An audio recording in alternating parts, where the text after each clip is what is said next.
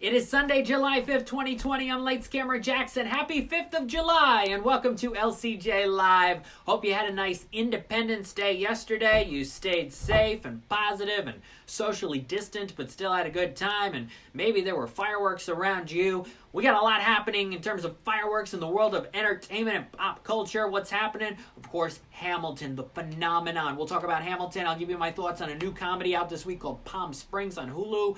Plus, there's Greyhound coming this week, The Old Guard, new documentary on Walter Mercado that I watched last night, and more. I do have a Minion Friend here, and that is because in a normal world, under normal circumstances of how life would have been, Minions, The Rise of Gru would have been out in theaters this past weekend and probably would have made, I don't know, $80, $90 million. I would have been giving you that box office report right now here on LCJ Live. Minions The Rise of Gru with 80 or 90 million, a little bit lower than the 115 million that the first Minions opened to back in 2015. And then the Ryan Reynolds comedy Free Guy, this action comedy he did with Sean Levy, who I met a few years ago, probably would have opened to, let's see, maybe $35 million, maybe 40, unless it was a complete disaster and a flat-out bomb, and then it wouldn't have made much money over 4th of July weekend.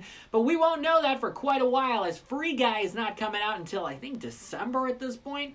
And then Minions The Rise of Gru, they decided to push that back an entire year. We won't be seeing the Minions sequel for another 362 days. It's crazy. It is. Maybe Universal and Illumination can get this movie done sooner and at least put it on VOD or in theaters, depending on what happens. But that's what would have been Minions, The Rise of Gru. You know, I'm doing a special podcast series with a lot of film critic colleagues. We're talking about the in-theater movie experience and what could happen with that and our thoughts on that. New episode this Tuesday with Rick Marshall from digitaltrends.com, contributing editor.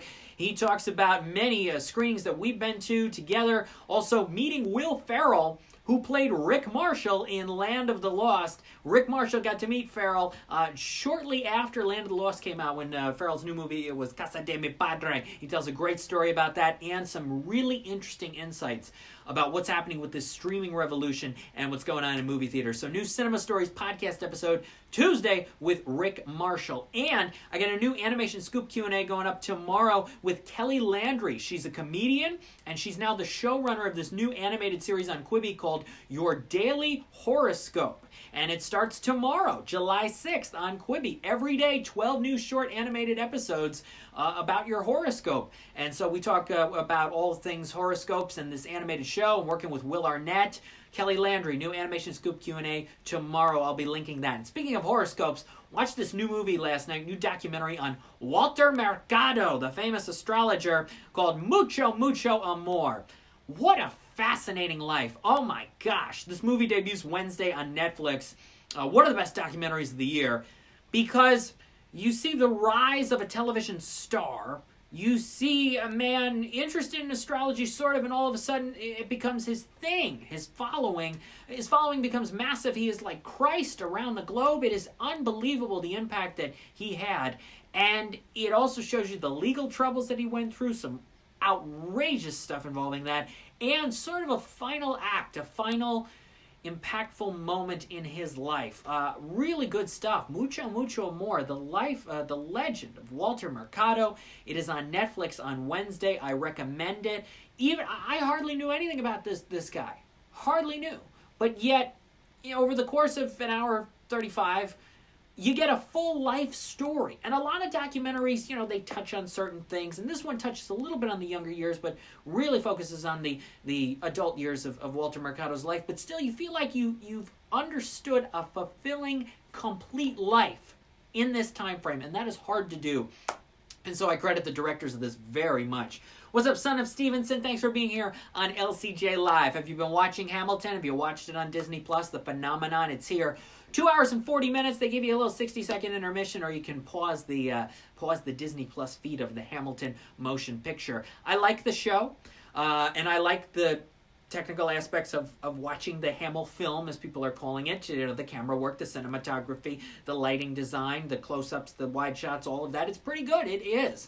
And the show, especially the sub-elements about relationships, romance, betrayal, legacy, dealing with the unimaginable. Those are the strengths to me of the Hamilton show. And Lin Manuel Miranda, by the way, is in this Walter Mercado documentary because he grew up with watching him on television.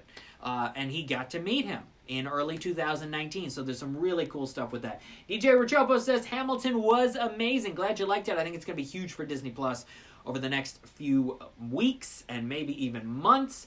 Hamilton is it won all these Tony Awards, and now here we are with this film version from 2016 that was originally going to be held until a theatrical release in fall of 2021. But Bob Iger said, you know what? It's done. It's here. There's no Broadway right now. Just get it out there for 4th of July, and that's exactly what's happening. So there you go with Hamilton. Now, there's a lot of new movies out this week on VOD and streaming platforms. A couple of the big ones. One is The Old Guard with Charlize Theron, which I hope to screen sometime early to mid this week. That is on Netflix. Greyhound, Tom Hanks, Apple TV+. I have seen it. I cannot reveal my opinion until tomorrow at noon Eastern. 12 p.m. Eastern, 9 a.m. Pacific, I will be posting my rapid review of Greyhound. I have seen it. This movie was supposed to come out in theaters May 8th, then June 12th through Sony Pictures. Then Sony said, you know what, we got to just get this movie out there. Let's give it to Apple TV Plus, or Apple TV wanted it, however it went.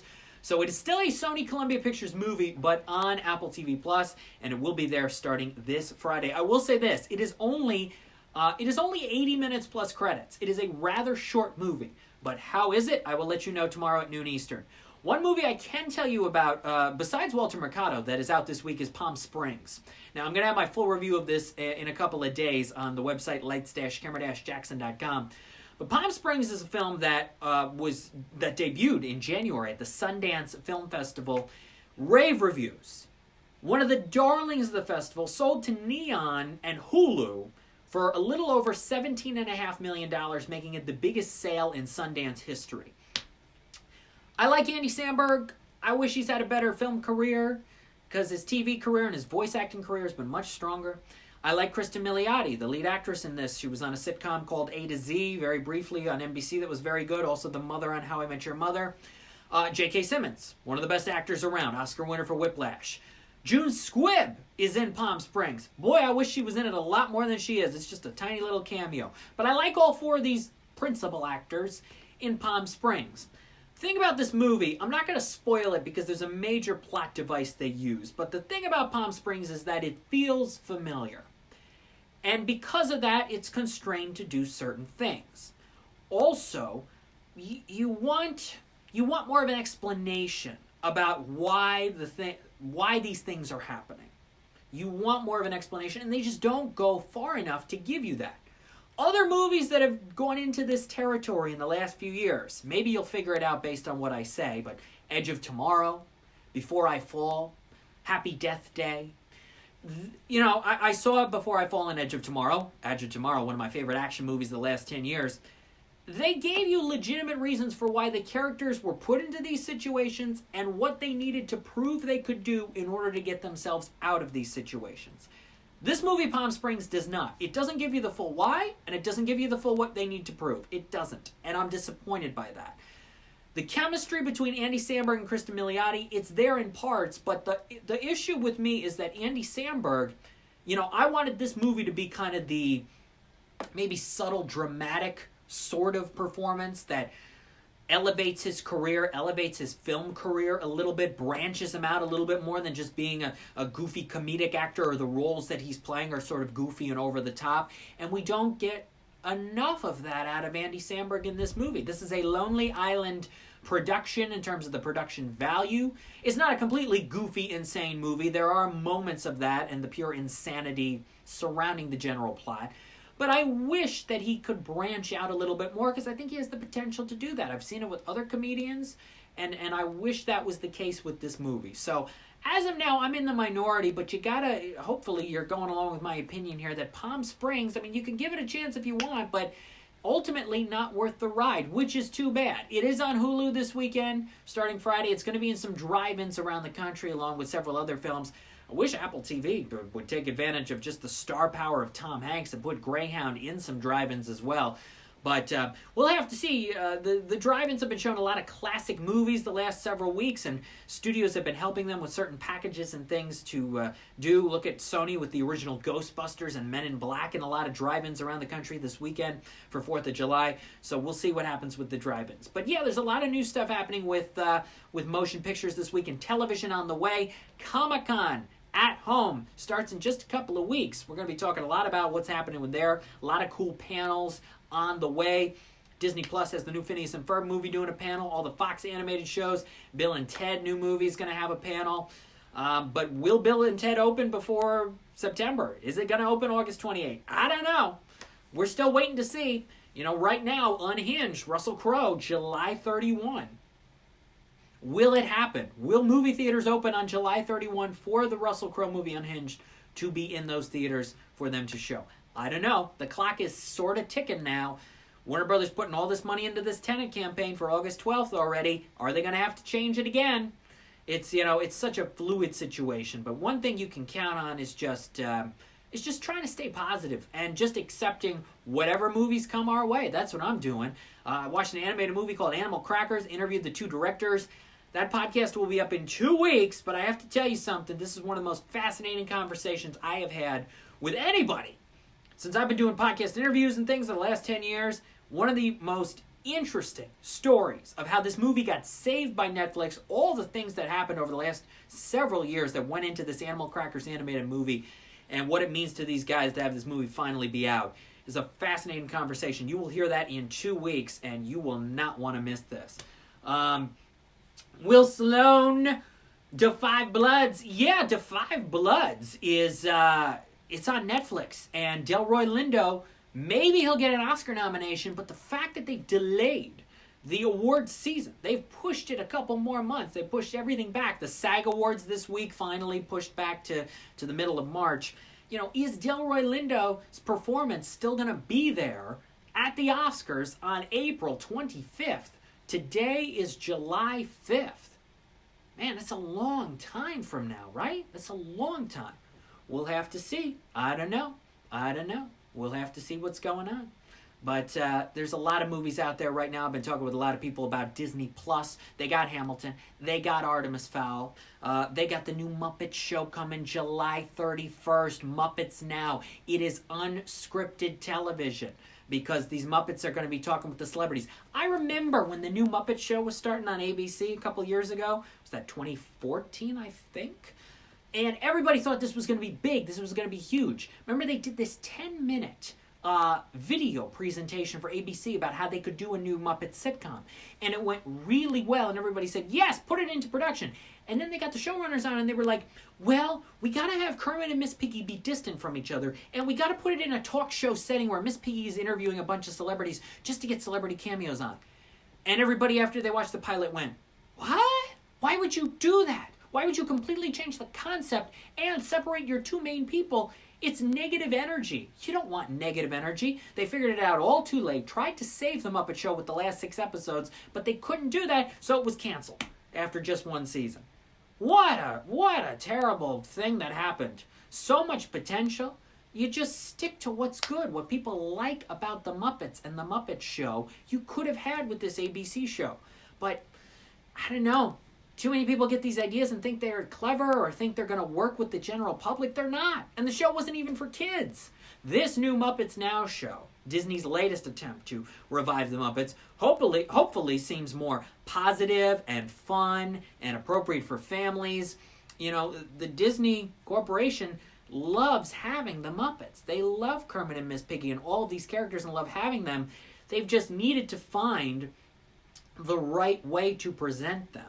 I think it was fall 2015 now that I'm thinking about it, because they had the 2 Muppets movies. Let's see. It was 2011 and 2014. I think they waited a little bit after the second Muppets movie to revamp them again. Now, that first Muppets movie obviously won an Oscar for original song, but it didn't make quite as much money as I think Disney expected, under $100 million for a big holiday Thanksgiving release. They still made the second movie, only made $50 million. It's like, oh man, this is too bad. Maybe kids aren't interested in the Muppets. So they tried the sitcom, they tried a few other things after the sitcom, and now they're trying this. Just trying to find what's the perfect way to present these characters. So we'll see. I'm looking forward to Muppets Now. And we'll see what happens with that on Disney Plus on July 31st. When we are back here next Sunday at 12 p.m. Eastern, we will talk about all the new movies that have hit streaming and VOD, a lot of television things on the way. I'm going to have a new edition of What to Watch at Home this week. It's going to talk about a lot of film and TV things happening. We've got new sitcoms on the way. We've got new specials. 30 Rock is coming back, and a whole new streaming service. Peacock, yeah. Peacock, NBC Universal streaming service, is on the way for Wednesday, July 15th, and they have a lot of things happening with Peacock. Also, there's free plans with it, and then there's more expensive plans. You get different content. Obviously, they wanted the Olympics to be the thing that kick-started the whole Peacock thing to get them going. That can't happen this year, so they're going to try some other things to make that happen. But Peacock, yeah, that is July 15th. So we'll preview that. We'll preview some other things next Sunday at 12 p.m. Eastern on LCJ Live. For all of my reviews, go to lights-camera-jackson.com. You can follow me on Twitter at LCJ Reviews and Instagram at LightsCamJackson. I hope you had a safe, happy, positive 4th of July. I hope we see the Minions new movie before next July 4th. Because, you know, unless they really haven't had the ability to get the movie done. And that's the thing. The Illumination studio in Paris was one of the first places when this whole shutdown happened to say, we got to shut down. We cannot get this movie done in time. Even though animation, and I've seen it firsthand, has really kept going through this whole period of time. So trying to figure out if this Illumination studio is reopened in Paris or not, if they're getting Minions: The Rise of Gru done or not, and seeing maybe Universal will allow this to come out sooner than that. Universal has DreamWorks besides Illumination, so they've got The Croods 2 currently scheduled for Christmas. But could they make some adjustments depending on what could happen? We will have to see here. But as always, you can go to my website, follow me on social media, all kinds of new stuff, the Animation Scoop Q&A, the new Cinema Stories podcast episode, new blog pieces, new reviews, Greyhound tomorrow at noon. There's a lot on the way. I'm Lights Camera Jackson. Thank you for watching LCJ Live, and I will see you next Sunday at 12 p.m. Eastern. Bye-bye.